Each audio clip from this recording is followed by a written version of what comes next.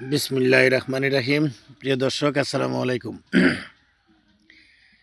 রমজান মাসকে সামনে রেখা যে বেগুন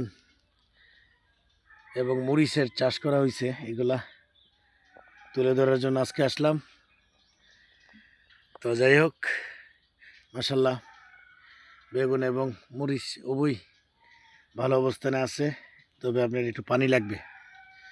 সার দেওয়া হয়েছে, পানি দেওয়া হবে। দিলে দেখা গেছে কি আপনার গাছগুলা অনেকটাই চেঞ্জ হয়ে যাবে। আর এই যে এলো আপনার আলু, এটা হলো আপনার দেশি আলু। এটা অনেক স্বাদের আলু। আলুটা হলো আপনার প্রায় 5% জমির ভিতরে। আর বেগুনটা হলো আপনার 7%।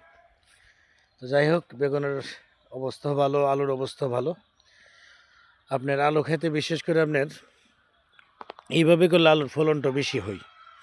দেশি আলুটা অনেকে আপনার ওই যে আপনার নাড়া দিয়ে, মানে ফেনা এবং খের দিয়ে ডাইকা করে, ওইটার একটা সুবিধা হলো আপনার ওই যে আপনার পানি দেওয়া লাগে না।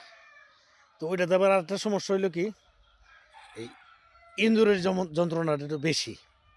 তো তাই আমরা কি করছি, যে আপনার করছি, এই কেল তুলে দিয়ে দিছি না ডেকা।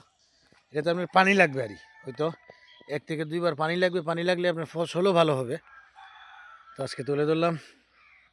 এই হলো আলু এবং বেগুনগুলা দেখতেছেন। যাই হোক, সকলেই দোয়া করবেন। ভিডিওটা আর লম্বা করবো না, লাইক কমেন্ট করবেন। আসলে লাইক কমেন্ট করলে ভিডিও করতে ভালো লাগে। আর সকলেই আমার ইউটিউব চ্যানেল মাশাআল্লাহ ভুঁইয়া এগ্রো সাবস্ক্রাইব করবেন। আসসালামু আলাইকুম, আল্লাহ হাফেজ।